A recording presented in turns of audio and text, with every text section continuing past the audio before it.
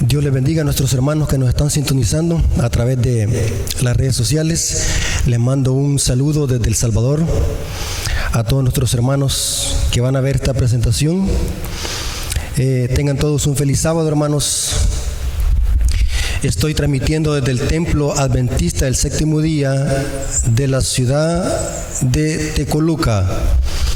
Este es mi templo natal, aquí donde yo he nacido, aquí donde me he bautizado, aquí donde pertenezco. Así que vamos a iniciar con el estudio de la palabra de Dios. Espero que este estudio sea de bendición. Y les invito a que se suscriban a mi canal Apología Adventista y que apoyen mi ministerio suscribiéndose y compartiendo el material para que el canal pueda crecer y el ministerio pueda crecer también. Nuestro plan, nuestro objetivo es subir muchos videos a ese canal, temas doctrinales, apologéticos, proféticos y estudios bíblicos para honrar el nombre de nuestro Dios. Así que para iniciar vamos a hacer una oración. Necesitamos de que Dios nos dirija en el estudio de su palabra en esta mañana. Oremos.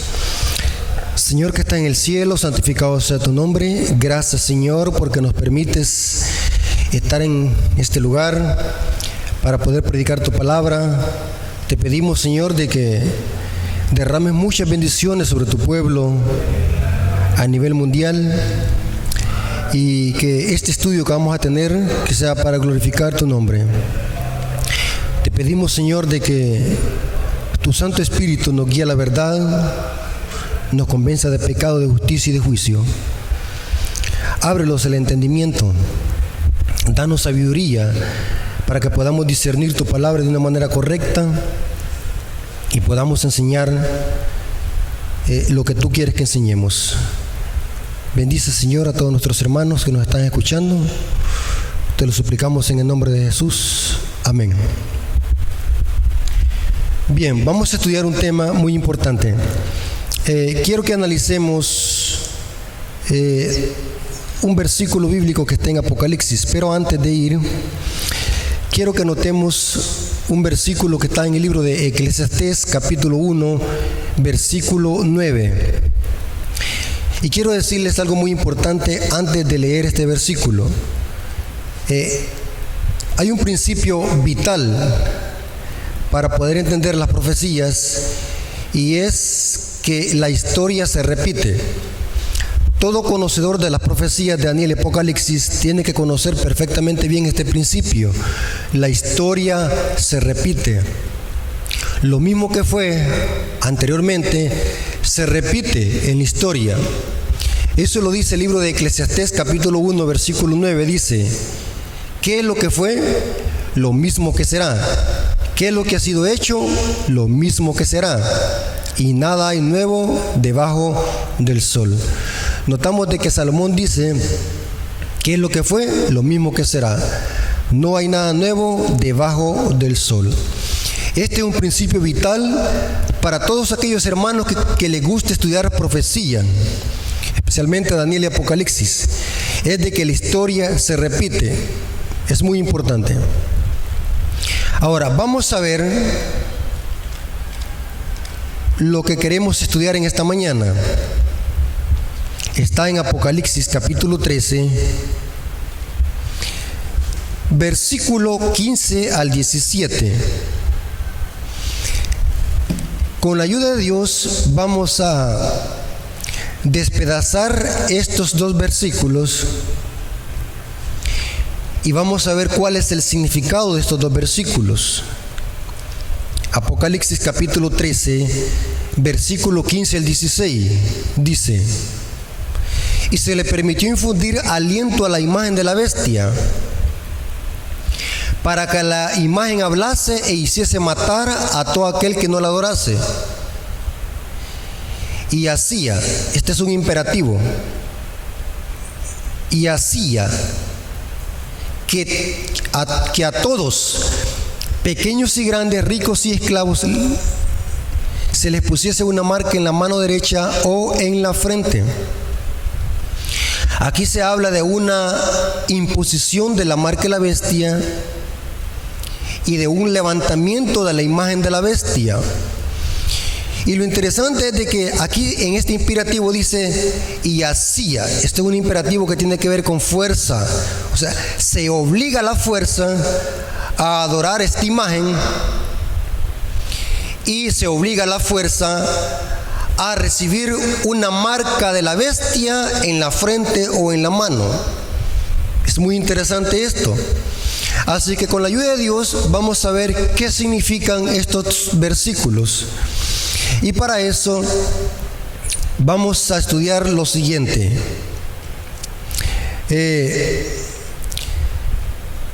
¿Cuál es la esfera del poder civil y del poder religioso? Es muy importante que entendamos esto, que todos los gobiernos del mundo, presidentes, reyes, gobernantes, todo lo que tenga que ver con esfera civil, son gobiernos puestos por Dios. No nos confundamos, ningún gobierno es puesto por Satanás, todos son puestos por Dios. La Biblia dice, Dios pone reyes y quita reyes. O sea, si Dios permite que un gobernante esté gobernando en un poder, es porque Dios lo permite. Eso es que Dios es soberano. El gobierno civil Dios lo ha puesto para que gobierne y lo hace a través del pueblo. O sea, Dios elige a los gobernantes, pero lo hace a través del pueblo. Eso es una democracia. Noten lo que dice Romanos capítulo 13, versículo 1 al 4, dice: sométase toda persona a las autoridades superiores, porque no hay autoridad sino de parte de Dios, y las que hay por Dios han sido establecidas. De modo que quien se opone a la autoridad, a lo establecido por Dios, resiste, y los que resisten acarrean condenación para sí mismos. Noten, como pueblo de Dios estamos obligados a someterlos a las autoridades superiores, y aquí estamos hablando de las autoridades civiles y militares, porque los magistrados no están para infundir temor al que hace el bien, sino al malo. ¿Quieres pues no temer a la autoridad? Haz lo bueno y tendrás alabanza de ella, porque es servidor de Dios. Noten qué interesante. Pablo dice que los magistrados, el poder civil, los gobernantes son servidores de Dios. Me puse a investigar qué significa o cuál es la palabra griega para servidor. Y la sorpresa que me llevé es de que esa palabra servidor es la palabra griega diáconos. Ahora, ¿qué es un diácono? Nosotros pensamos que los diáconos solamente son los que hacen servicios en el templo, los que barren, los que cuidan el templo. Sí, esos son diáconos. Pero aquí el apóstol Pablo está usando el diaconado, que significa servidor de Dios, y se lo está aplicando al poder civil. Y dice, ¿por qué servidor? Para tu bien. Pero si haces lo malo, teme, porque no en vano lleva la espada. O sea, que el poder civil tiene poder y Dios se lo ha delegado. Y noten cómo dice el final.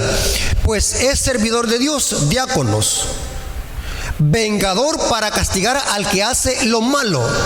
Todos los gobiernos civiles son puestos por Dios para que gobiernen. Son servidores de Dios para castigar al malo, a aquel que infringe la ley.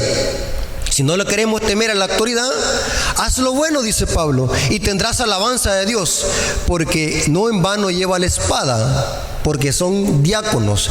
El poder civil son servidores de Dios para castigar al malo. O sea, la ley es buena, las leyes terrenales son buenas, porque son puestas por Dios para castigar al malo. Es muy importante que entendamos eso. Ahora, si el poder civil es servidor de Dios, la pregunta que resta es la siguiente: ¿cuál es la esfera del poder civil? Porque el poder civil tiene un poder delegado de parte de Dios y son puestos por Dios, pero necesitamos responder cuál es la esfera del poder civil en que debe de gobernar de parte de Dios. Para eso, hermanos, entendamos lo siguiente. Los 10 mandamientos fueron escritos en 2 tablas de piedra. Eso lo dice Éxodo 31:18. Y lo corrobora Deuteronomio 4, 13 y 14. Pero lo interesante es de que si nosotros leemos los 10 mandamientos que están en Éxodo, vamos a notar que estos 10 mandamientos, y se sobreentiende de que 4 mandamientos tienen que ver con mi relación con Dios, y los de la segunda tabla, que son 6, tienen que ver con la relación entre semejantes, entre prójimos. O sea, los 10 mandamientos presentan una relación vertical hacia Dios y una relación horizontal con el prójimo. 4 mandamientos tienen que ver con la primera tabla y tienen que ver con la relación entre mi persona o el hombre hacia Dios. Y los mandamientos de la segunda tabla tienen que ver con mi relación con el prójimo. Analicen eso. Aunque la Biblia no lo diga, que en la primera tabla habían 4 mandamientos y en la segunda habían 6, está sobreentendido. Si ustedes leen todos los mandamientos que están en Éxodo 20, 4 mandamientos que tienen que ver de la relación del hombre hacia Dios y 6 mandamientos que tienen que ver con la relación hacia el prójimo. Una relación vertical y una relación horizontal. Ahora, vamos a ver en cuál de estas 2 tablas tiene que gobernar el poder civil, según el apóstol Pablo. El mismo apóstol Pablo nos dice, allí mismo en Romanos capítulo 13, versículo 8 al 10, y vamos a notar de que el apóstol Pablo menciona los mandamientos que tienen que ver con la segunda tabla de la ley, que tienen que ver con las relaciones entre prójimos. Y dice el apóstol Pablo: no debáis nada a nadie, sino amaros unos a los otros, porque el que ama a su prójimo ha cumplido la ley. Noten, está hablando del amor al prójimo. ¿Y cuáles mandamientos tienen que ver con el amor al prójimo? Los mandamientos que están en la segunda tabla. Y noten cuáles mandamientos menciona. ¿Por qué? No adulterarás, no matarás, no hurtarás, no dirás falso testimonio, no codiciarás, y cualquier otro mandamiento. ¿Pero cuál mandamiento de la segunda tabla? En esta sentencia se reúne: amarás a tu prójimo como a ti mismo. Es una referencia a la segunda tabla, porque los mandamientos que están en la segunda tabla de la ley tienen que ver con mi relación con el prójimo. No matar, no adulterar, no levantar falso testimonio, no robar, no codiciar. Tienen que ver con mandamientos que están en la segunda tabla de la ley y tienen que ver con amar al prójimo. Y sigue diciendo: el amor no hace mal al prójimo. Así que el cumplimiento de la ley es amor. Lógico, una persona que ame a su prójimo no le va a matar, no lo va a ofender, no le va a robar, no le va a codiciar su mujer, la mujer de su prójimo, no va a levantarle falso testimonio, no va a arruinarle su reputación. ¿Por qué? Porque ama a su prójimo. Y esos mandamientos tienen que ver con la segunda tabla de la ley. Y Pablo dice de que esta es la esfera del poder civil: gobernar o hacer que se cumplan los mandamientos que tienen que ver con la segunda tabla de la ley. Porque si nosotros respetamos el contexto, de eso está hablando Pablo en Romanos capítulo 13, versículo 8 al 10. Es muy interesante eso. O sea, que el poder civil del cual está hablando Pablo en los versículos 1 al 4 de Romanos 13 no tiene que inmiscuirse, no tiene que saltarse a la primera tabla de la ley, porque esa no es la esfera del poder civil. La esfera del poder civil es hacer que se cumplan y se ejerzan los mandamientos que tienen que ver con la segunda tabla de la ley. El gobierno civil está obligado a meter a la cárcel a aquel que ha adulterado. El gobierno civil está obligado a meter a la cárcel a aquel que ha robado las pertenencias de su prójimo. El gobierno civil está obligado, porque esa es su esfera, a meter a la cárcel a aquel que ha levantado un falso testimonio contra su prójimo. El poder civil está obligado a meter a la cárcel a aquel que ha asesinado a alguien, o si hubo un intento de asesinato. Esa es la esfera del gobierno civil, hacer que se cumplan los mandamientos de la segunda tabla, porque esa es la esfera y ese es el poder delegado al poder civil según el apóstol Pablo, porque el poder civil es servidor de Dios para castigar al malo. Muy importante eso. O sea, el gobierno civil no tiene que ver nada con los mandamientos que tienen que ver con la primera tabla. Explico. El gobierno civil o la autoridad terrenal no me puede prohibir a mí congregarme en día sábado en el templo, porque esa no le compete, no está en su sola potestad esa esfera en el poder civil. Dios no le ha dado al poder civil que se meta en los mandamientos de la primera tabla. Yo puedo adorar una piedra y el gobierno civil no me puede meter a la cárcel por estar adorando una piedra o una vaca o cualquier cosa, porque esos mandamientos de la primera tabla tienen que ver con mi relación hacia Dios. Claro que si estoy adorando una piedra, soy un idólatra y Dios me va a pedir cuenta por eso, y eso es pecado. Es muy importante eso. Ahora, es muy importante que entendamos esto. El gobierno civil no puede meterse con la primera tabla de la ley, porque esa no es la esfera. El gobierno civil ha sido puesto para gobernar en los mandamientos que tienen que ver con la segunda tabla de la ley. Y eso lo menciona Pablo. Es muy importante eso. Noten lo que dice una poderosa cita de Elena de White en el libro Eventos de los Últimos Días, página 121, párrafo 3. Dice: el pueblo de Dios reconocerá el gobierno humano como una ordenanza divinamente designada y por precepto y ejemplo enseñará la obediencia a ella como un deber sagrado. Noten que es un deber sagrado someterse a las autoridades. Como cristianos hemos sido llamados a respetar las autoridades. Y sigue diciendo, por precepto y por ejemplo, enseñará a la obediencia a ella como un deber sagrado. O sea, es sagrado obedecerle a las autoridades. Pero note que aquí hay un pero. Siempre y cuando su autoridad se ejerza dentro de su esfera legítima. Pero cuando sus demandas entren en conflicto con las de Dios, debemos elegir obedecer a Dios antes que a los hombres. Debe reconocerse y obedecerse la palabra de Dios como una autoridad que está por encima de toda legislación humana. Así dice el Señor.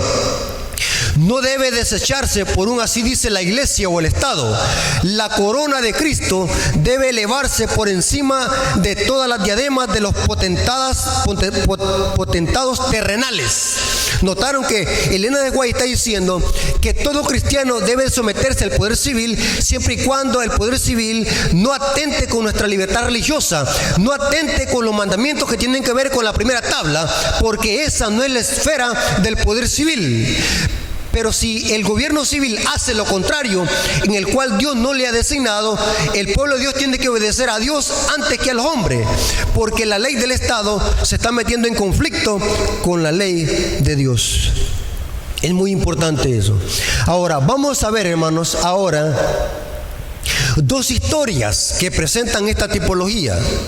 Una es la historia del rey Nabucodonosor cuando levantó la imagen en el Valle de Dura. Y vamos a ver una historia también tipológica que está en el libro de Esther y que reflejan este principio, donde un rey político se está metiendo en dar órdenes religiosas que tienen que ver con adoración y tienen que ver con la primera tabla de la ley, porque los mandamientos que están en la primera tabla de la ley tienen que ver con mi adoración hacia Dios. El gobierno civil no puede inmiscuirse en esa primera tabla, porque esa no es la esfera. Y vamos a ver la primera historia tipológica. Vimos al principio que la historia se repite. Lo mismo que pasó va a volver a suceder. Eso se llama tipología. Ahora, vamos a ver algo muy importante, hermanos, a continuación. El rey Nabucodonosor había sido puesto por Dios para gobernar en Babilonia. Mire qué interesante, hermano. El rey Nabucodonosor no había sido puesto por el diablo, era Dios que lo había elegido para gobernar a Babilonia, porque Dios quita reyes y pone reyes. Y noten la orden que Dios había dado a los israelitas con respecto al rey Nabucodonosor. Jeremías 27, versículos 6 y 8. Jeremías 27, versículos 6 y 8 dice: y ahora yo he puesto todas estas tierras en manos de Nabucodonosor, rey de Babilonia. Noten que Dios le ha dado poder al rey de Babilonia, a Nabucodonosor, rey de Babilonia. Mi siervo, qué interesante, hermanos. Nabucodonosor, que era de Dios, mi siervo. Aún las bestias del campo le he dado para que le sirvan. O sea, que Dios le había dado poder al rey Nabucodonosor. Y todas las naciones le servirán a él. Tenía poder grande que Dios le había dado al rey, a su hijo y al hijo de su hijo, hasta que venga también el tiempo de la misma tierra, y la reduzcan a servidumbre muchas naciones y grandes reyes. Y a las naciones y al reino, noten cómo dice Dios, da una advertencia de castigo. Y a las naciones y al reino que no sirva a Nabucodonosor, rey de Babilonia, y que no pusiese su cuello debajo del yugo del rey de Babilonia, yo castigaré a tal nación con espada y con hambre y con pestilencia, dice Jehová, hasta que acabe yo por su mano. Noten qué interesante. Dios le ha dado un poder al rey de Babilonia, y el pueblo de Israel tenía que someterse a la autoridad del rey de Babilonia. Y el que no lo hiciese, Dios le iba a castigar con espada y con hambre y con pestilencia. Esta orden Dios la había dado a los israelitas, y los israelitas tenían que someterse a la autoridad del rey, porque el rey había sido puesto por Dios para gobernar. Pero ahora vamos a ver algo muy interesante. Este rey que había recibido un poder de parte de Dios, este rey se estaba metiendo en la primera tabla de la ley, en la cual no le correspondía. En Daniel capítulo 3, versículo 1 al 2, este mismo rey, al cual Dios le había dado poder, estaba dando una orden contraria a la esfera que Dios le había dado. Mandó hacer una imagen en el valle de Dura para que la gente y todas naciones, tribus y pueblos y lenguas la adoraran. ¿Qué mandamiento tiene que ver con hacerse imágenes y que no se deben de adorar? El segundo mandamiento que está en la primera tabla de la ley. O sea, Nabucodonosor se está inmiscuyendo en la esfera que no le corresponde. ¿Y cuál es? La primera tabla. Allí el gobierno civil, a los reyes de la tierra, al poder civil, a los gobernantes, a los magnates de la tierra, no les compete meterse en esa esfera porque no es la de ellos. Noten lo que dice Daniel capítulo 3, versículo 1 al 2, dice lo siguiente. El rey Nabucodonosor hizo una estatua de oro, cuya altura era de 60 codos y su anchura de 6 codos. Noten que aquí está implícito el 666, que tiene que ver con Apocalipsis 13 y 18. La levantó en el campo de Dura, en la provincia de Babilonia, y envió el rey Nabucodonosor a que se reuniesen los sátrapas, los magistrados y capitanes, oidores, tesoreros, consejeros, jueces. Noten que todas estas son poderes delegados en la esfera civil. Jueces y todos los gobernadores de las provincias, para que viniesen. Noten para qué. Para que viniesen a la dedicación de la estatua que el rey Nabucodonosor había levantado. Pero no solamente eso. El rey Nabucodonosor tenía un objetivo, es de exaltar su propio orgullo, y que todos estos que habían llegado a reunirse allí en Babilonia adorasen a la imagen. Eso lo dice en los versículos 4 y 6 de Daniel 3. Y el pregonero anunciaba en alta voz: mándese a vosotros, oh pueblos, naciones y lenguas, que al oír la voz, el son de la bocina, la flauta, del tamboril, del arpa, del salterio, de la zampoña y de todo instrumento de música, os postréis y adoréis la estatua de oro que el rey Nabucodonosor ha levantado. ¿Cuál es el objetivo de Nabucodonosor de levantar esta estatua? De que la adorasen. O sea, lo que está implícito aquí, o lo que está en pugna en este acontecimiento, en esta historia, es la adoración. El rey Nabucodonosor, a través de esta imagen, buscaba una adoración y controlar la historia profética según el espíritu de profecía. Quería que la gente que había llegado allí, todos los poderes religiosos y civiles que se habían congregado en el Valle de Dura, adorasen a la imagen que el rey Nabucodonosor había levantado. Claramente aquí vemos de que el rey Nabucodonosor se está inmiscuyendo en la esfera que no le corresponde. Se está metiendo en los mandamientos de la primera tabla de la ley, y esa no era la esfera que Dios le había dado anteriormente al rey Nabucodonosor. Ahora, qué interesante, hermanos. Dios había dicho a los israelitas que obedeciesen al rey Nabucodonosor, y aquel que no obedeciese iba a ser muerto a espada.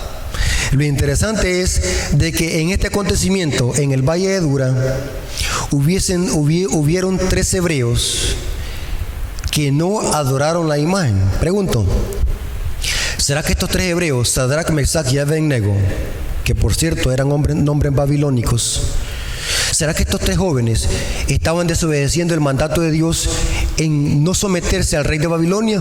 No, porque vimos anteriormente que el rey Nabucodonosor se estaba metiendo en los mandamientos de la primera tabla y allí no se le puede obedecer al gobierno civil, porque es menester obedecer a Dios antes que a los hombres. Noten lo que dice los versículos 16 al 20. Sadrach, Mesach y Abednego respondieron al rey Nabucodonosor diciendo: no es necesario que te respondamos sobre este asunto. No es necesario. O sea, estos 3 hebreos conocían perfectamente la ley. He aquí nuestro Dios a quien servimos puede librarlos del horno de fuego ardiente de tu mano, oh rey, y nos librará. Y si no, esto se llama convicción.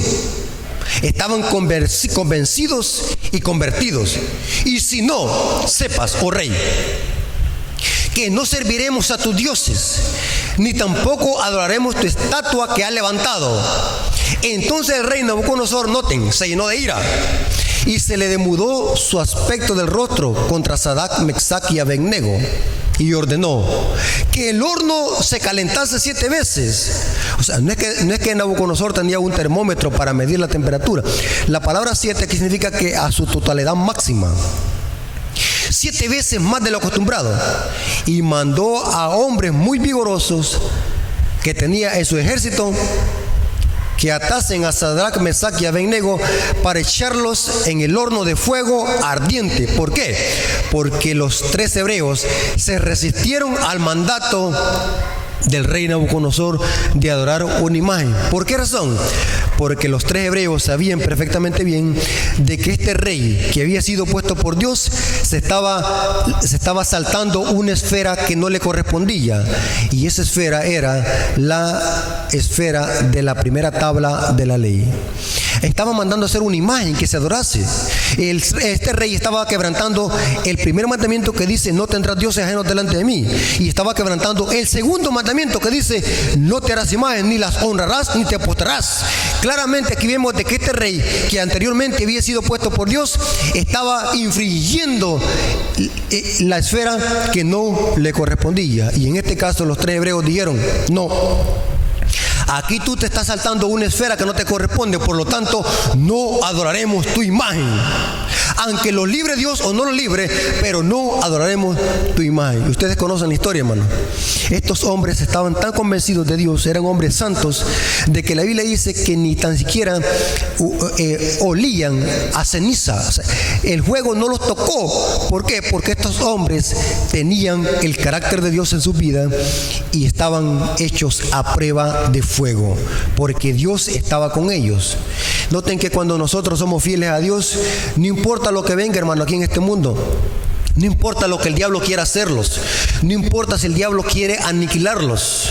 El diablo puede matar nuestro cuerpo, pero jamás va a quitar nuestra vida y ni va a quitar nuestra salvación, porque nuestra vida está con Cristo Jesús. No importa lo que el diablo quiera hacer contra el pueblo de Dios, no importa si el diablo dicta leyes que van en contra de la ley de Dios, el pueblo de Dios tiene que estar firme como una roca, aunque los cielos se desplomen. Qué interesante. Ahora vamos a ver otra historia tipológica que presenta lo mismo. Vemos de que un rey civil está metiéndose con una ley religiosa para dar un decreto de muerte que no le compete. La historia de Esther, hermano, es un libro fascinante. Inclusive, hermano, nosotros somos tan superficiales algunas veces que nosotros, por ejemplo, leemos el libro de Esther y creemos de que es una simple historia. Se les olvida que estas historias tienen una dimensión profética y apocalíptica. Y esto es bien importante, hermano, que entendamos. Siempre que nosotros leamos una historia en el Antiguo Testamento, digamos nosotros, ¿y esto qué tiene que ver con profecía? ¿Qué tiene que ver esto con Apocalipsis? Ya que más de 1000 referencias en el libro de Apocalipsis son referencias que vienen del Antiguo Testamento, de historias, el diluvio, historia de Caín y Abel. Todas esas son historias tipológicas. Todo. No hay nada que no tenga una aplicación tipológica en la profecía apocalíptica. Es muy importante eso.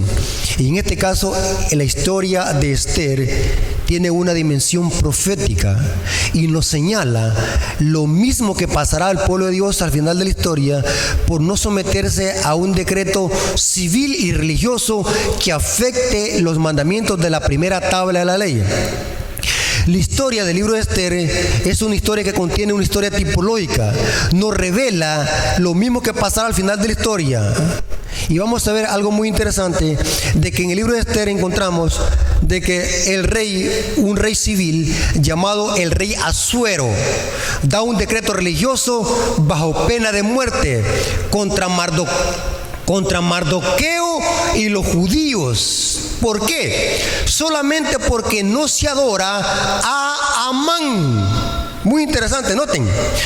Repito, la historia del libro de Esther es una historia tipológica.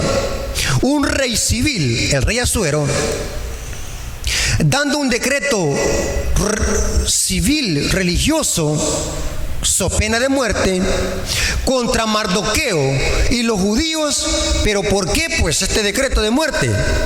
Porque los israelitas, y en especialmente Mardoqueo, porque fue el único que no le adoraba a Amán.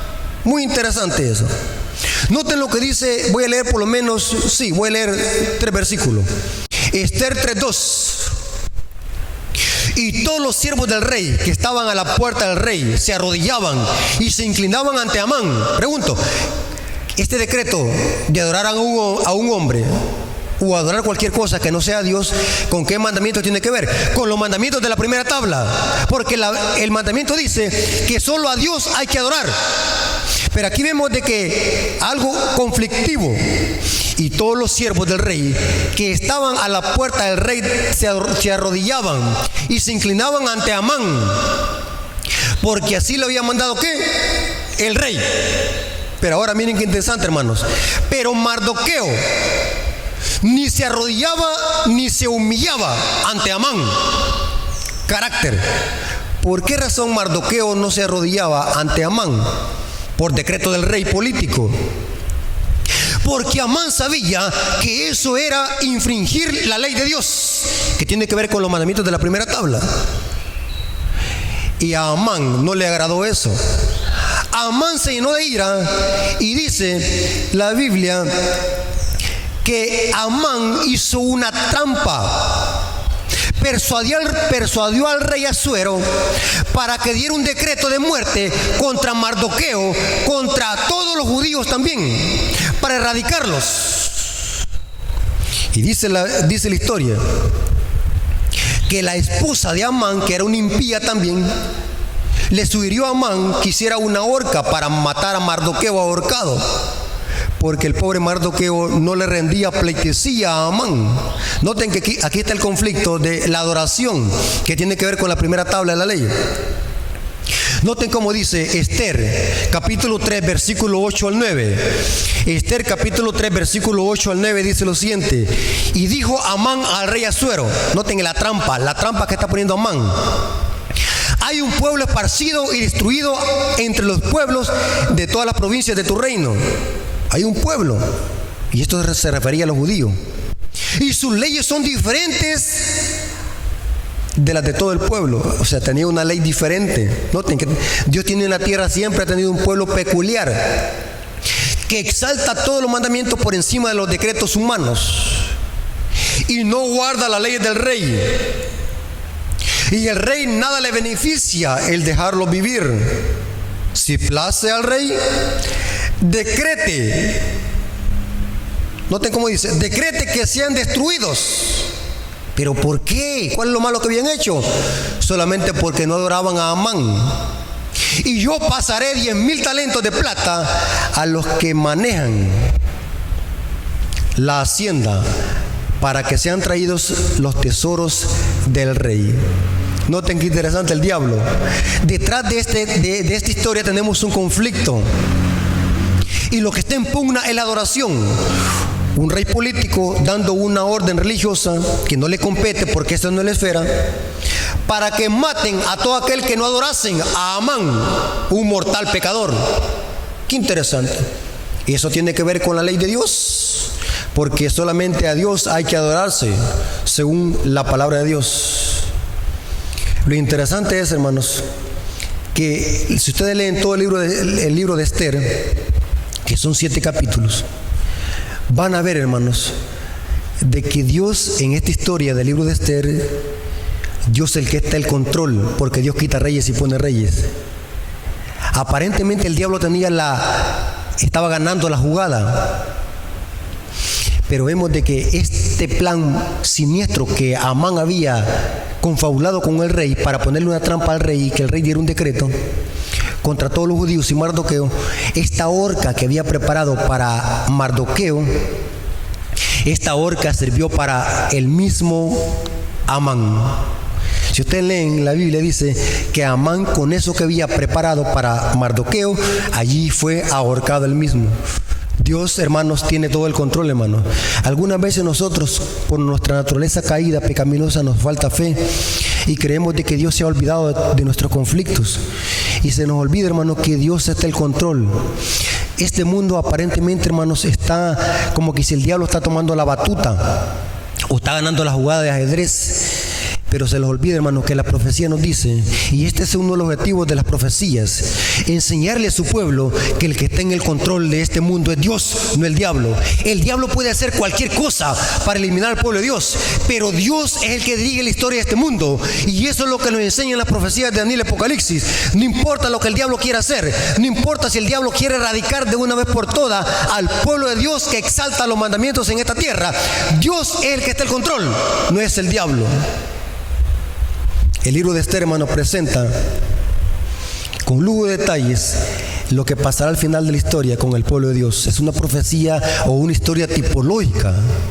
Voy a leerles, hermanos, citas del Espíritu de Profecía, donde Elena de White presenta con lujo de detalles estas dos historias tipológicas que acabamos de ver y cómo Elena de White las aplica al conflicto entre el bien y el mal al final de la historia, que tienen que ver con el levantamiento de la imagen de la bestia para que dé un decreto de muerte en contra de los que no se someten a este poder impostor que es la imagen de la bestia, y a la bestia que tuvo la herida de muerte y le fue sanada. Noten lo que dice la primera cita: testimonios selectos del 6 del 5 de 1897. Noten cómo dice: se repetirá la historia. ¿Cómo dice? Se repetirá la historia. ¿Vimos de que la historia se repite? Sí. Se ensalzará la falsa religión. El primer día de la semana, un día común de trabajo que no tiene ninguna santidad, será erigido con la imagen de Babilonia. ¿Qué es la imagen de Babilonia? Es la exaltación del domingo. Se ordenará a todas las naciones, lenguas y pueblos que rindan culto al falso día de reposo. El plan de Satanás es que se tome en cuenta el día sustituido por Dios que fue dado en el mundo como un recordativo de la creación. Pregunto, ¿el cuarto mandamiento tiene que ver con la primera tabla de la ley? Sí. ¿Tiene que ver con adoración? Sí. Vemos que al final de la historia el papado lanzará una ley que se va a meter ¿con qué ley? Con la ley de Dios, y usará los gobiernos civiles. El plan de Satanás es que no se tome en cuenta el día sustituido por Dios y que fue dado al mundo como un recordativo de la creación. El decreto que ordena el culto de ese día, el domingo, deberá ser promulgado en todo el mundo. Y noten cómo dice: el poder civil está hablando en varios lugares con la voz del dragón. Qué interesante, hermanos. O sea que cuando un poder que ha sido puesto por Dios se salta a la esfera que no le corresponde, eso significa hablar como dragón. Noten que Apocalipsis 13:11 dice: una bestia con cuernos de cordero, semejante a cuernos de cordero, pero habla como dragón. O sea, es una nación que ha sido levantada por Dios, pero que al final de la historia va a ir en contra de su profesión y va a dar una ley que tiene que ver con afectar los mandamientos de la primera tabla, y va a ser usándolo el poder civil. Y dice: El poder civil está hablando en varios lugares con la voz del dragón. O sea, cuando un gobierno da leyes contrarias a la ley de Dios, eso es hablar como dragón. Noten que el poder civil es servidor de Dios, pero cuando el poder civil, como lo hizo Nabucodonosor, da una ley contraria a la ley de Dios, eso es hablar como dragón. Es muy importante eso. O sea, un gobierno civil es servidor de Dios, es diácono, mientras ejerce en la segunda tabla. Pero si el gobierno civil se salta a la primera tabla, eso es hablar como dragón. Y sigue diciendo: pruebas y persecuciones sobrevendrán a todos los que obedezcan la palabra de Dios y se nieguen a rendir culto al falso día de reposo. La fuerza, noten, y así ya dice Apocalipsis, la fuerza es el último recurso de toda religión falsa. El principio emplea la traición, así como el rey de Babilonia probó el poder de la música y la ostentación externa. O sea que Babilonia tiene su música. Hay que tener cuidado con la música, hermanos, que se está infiltrando en la iglesia. Hay música de Babilonia. Y si esos atractivos inventados por hombres inspirados por Satanás no hacían que los hombres adoraran la imagen, las devoradoras llamas del horno estaban listas para consumirlos. Así será ahora, pronto. El papado ha ejercido su poder para obligar, noten, a los hombres a que le obedezcan y continuará haciendo. Necesitamos el mismo espíritu que fue manifestado por los siervos de Dios en el conflicto con el paganismo. Una referencia a lo que pasó en el Valle de Dura. Otra cita.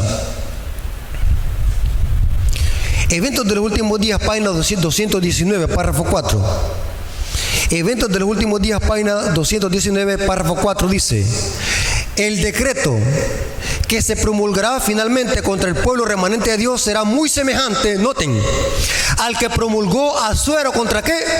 Los judíos. ¿Hay una tipología en esta historia? Sí. Hoy los enemigos de la verdad, de la verdadera iglesia, ven en el pequeño grupo que observa los mandamientos de Dios, incluyendo el sábado, un Mardoqueo a la puerta.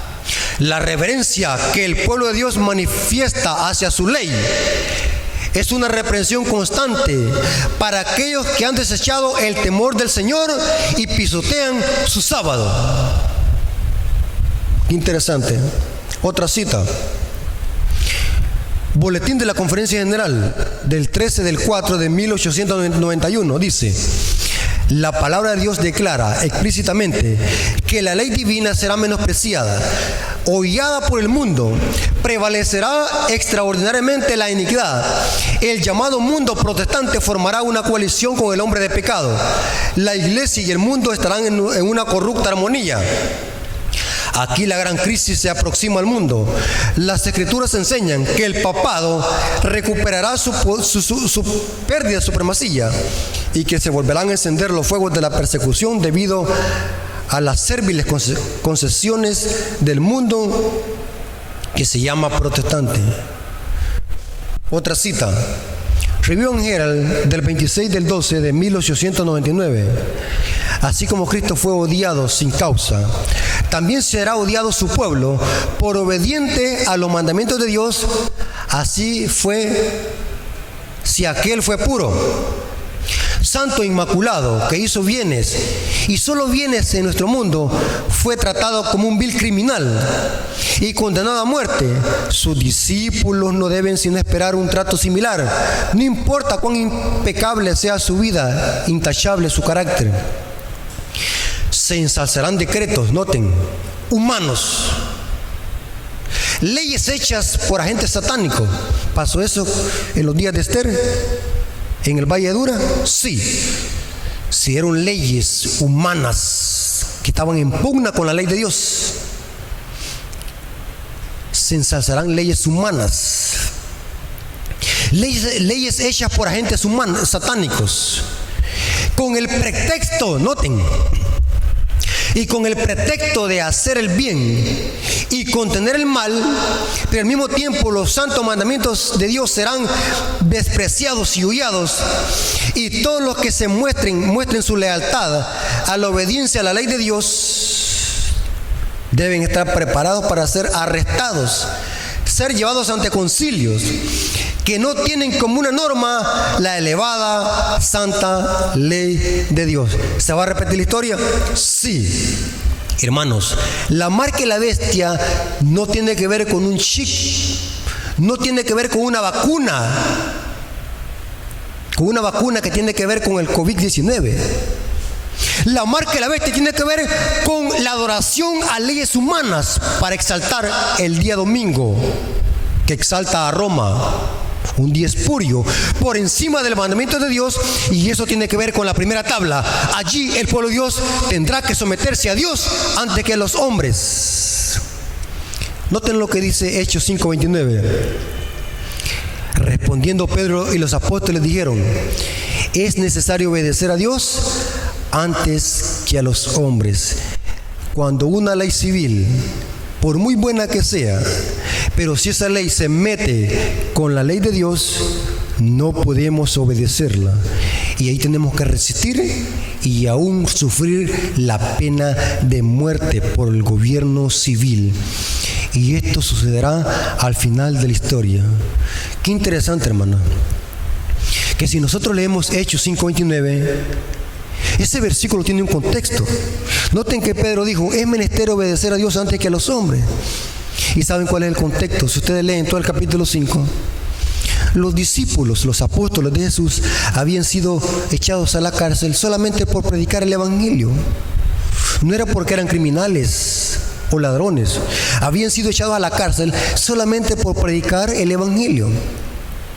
Y dice la historia que un ángel de Dios se los sacó de la cárcel y siguieron predicando. Y nuevamente los líderes religiosos, los rabinos, los maestros de la ley, los fariseos, querían prohibirles a los discípulos predicar. Los discípulos bien hubieran podido decir: correcto, vamos a nosotros a obedecerles a la ley terrenal porque son puestas por Dios. Pero los discípulos sabían perfectamente bien de que esa ley iba en contra y estaba en pugna con la ley de Dios, que tiene que ver con la primera tabla de la ley. Y dijo Pedro: es menester, disculpen, aunque ustedes tengan autoridad, aunque ustedes sean los líderes religiosos, pero en este caso no podemos obedecer, porque la palabra de Dios dice: es menester obedecer a Dios antes que a los hombres. Hermanos, ¿estamos dispuestos, hermanos que me están escuchando, a sufrir por Cristo? ¿Estamos dispuestos, hermanos, a levantar la bandera de la verdad aún en momentos de crisis? Y como lo digo siempre los hermanos, hoy es fácil, hoy es, podemos decir así, hoy es un deleite servirle a Dios. Es un deleite, para mí es un deleite servirle a Dios, en el sentido de que en la mañana nos bañamos, nos arreglamos, nos ponemos la corbata, agarramos nuestro himnario, la fe de la cartilla, y venimos tranquilos, bien bañaditos para la iglesia los sábados, bien tranquilos. Todo el mundo los ve y sabe que somos adventistas. Pero, hermanos, en tiempo de paz cualquiera es adventista del séptimo día. Pero viene un tiempo, hermanos, donde se probará a cada quien quién es quién. Vendrá un tiempo, hermanos, que por verlo con la Biblia en la mano va a ser suficiente razón para matarle y echarlo a la cárcel. La historia se va a volver a repetir. Por no someterse a los decretos humanos, la iglesia va a ser perseguida, hermanos.